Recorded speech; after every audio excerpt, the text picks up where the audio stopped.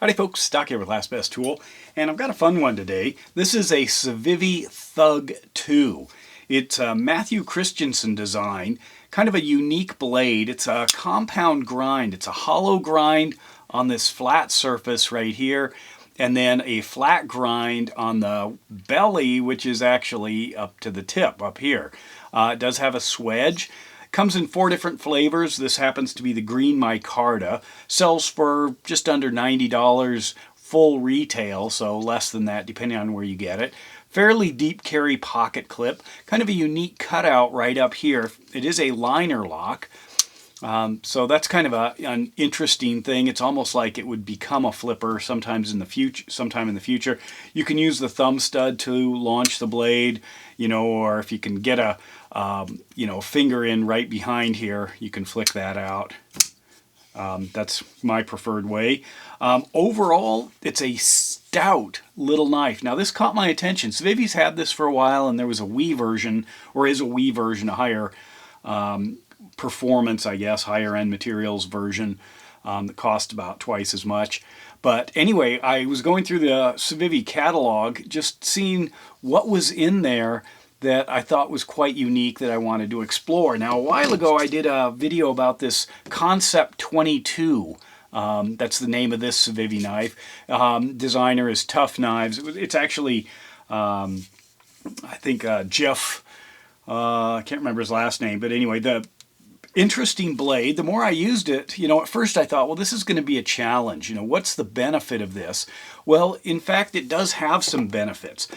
It is a little bit different than this one. If you notice the alignment of the spine there with the tip, it rides high all the way back, which is kind of interesting. Whereas this one, because of the curve of the handle, you do lower the tip just a little bit. Sorry about that. So what happens is if you think about the full thrust on this, you would hit it at an angle, and technically that might cause it to fly off to the side if you were trying to jab something. But what you have is a belly right up at the front of the knife, and then a kind of a utilitarian edge right down here that's straight. Now straight blades, like on utility knives, that's what we like about them. The ability to use that. But if you look at the tips, they're actually in opposite directions. So they're calling this one a modified Tonto. So it does take, the standard profile of a typical knife blade. But what it does allow, especially in this small handle, is to really get some control with a very strong, very stout tip. Now this is a Nitro-V blade. It's about 2.7 inches long, just a hair under that. The overall, the blade thickness on this is about 3 millimeters. So it's a stout knife. That's what caught my attention. Benchmade had a Siebert design many years ago. They sold out of them. It was a titanium frame lock that was just a short, stout, beefy knife. And they even came out with a smaller one. By the way, this is what it looks like in comparison to a mini Adamus, which is a really stout, solid, small knife, but definitely expensive. Anyway, so the overall weight of this thing is about 3.4 ounces or 97 grams. The blade thickness is, as I mentioned, was 3 millimeters, while the overall thickness is 12. So it is a girthy knife. So it comes back to the name Thug.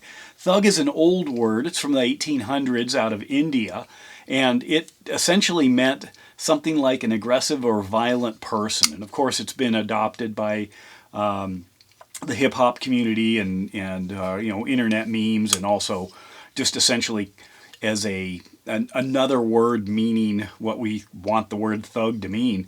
I think it's very well named. That's exactly what I think of. Not necessarily you're trying to be violent with the thing, but just, it kind of reminds me of a pit bull or something like that. Now, how I stumbled on this is I was playing with the idea of if I was going to make a knife, kind of on the bug out theme, except calling it the Overlander. What would that look like? What would an Overlander knife look like?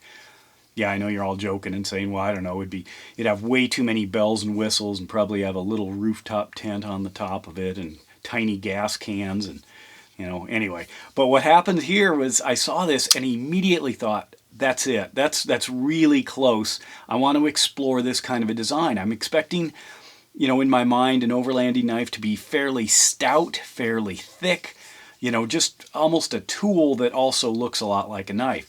Now, if you have this arrangement, essentially you have 2 points or 2 tips. So you can slice, you know, if I put it down on this, you know, this is how it is, I can really kind of cut in, whereas normally you'd have to roll up to the tip. Instead, I've got a point right here, but I also have a very good way of, say, forming wood, because I've got that nice straight edge there, which is, again, is good for whittling or forming or fabricating wood. And then the strong tip, you could easily use that as a drill, because you've got a lot going on up there. I wouldn't force it, because this is a very important part of the knife. A lot takes place, but you got 2 of them. So, you know, look at that. If I was making, you know, wanted to work on fire starter tinder, it just has some options that you don't have with the traditional blade design.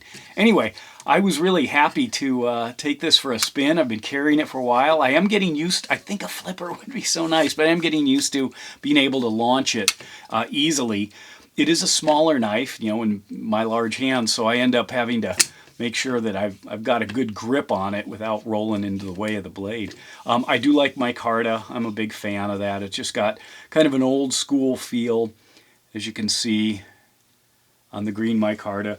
And it does come, if you want, in some different configurations, including a wood handle with Damascus if you want a really fancy one. That one's beautiful. Standard cage ceramic bearings, stainless steel liners. The way this thing, I don't know if I can see it in there, the way these are cut out is kind of interesting.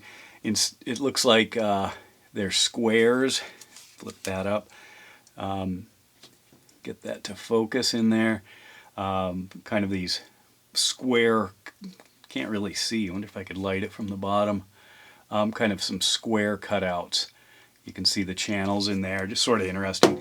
And it's a really handy knife when you start using it for, you know, a cardboard jungle, or just as a kind of a shop knife, utility knife. And they're saying you can even process meat and you know, food, and I guess there is that, but most knives can do that just fine. So anyway, there it is, the Civivi Thug. It's a hoot. And with that, Doc out.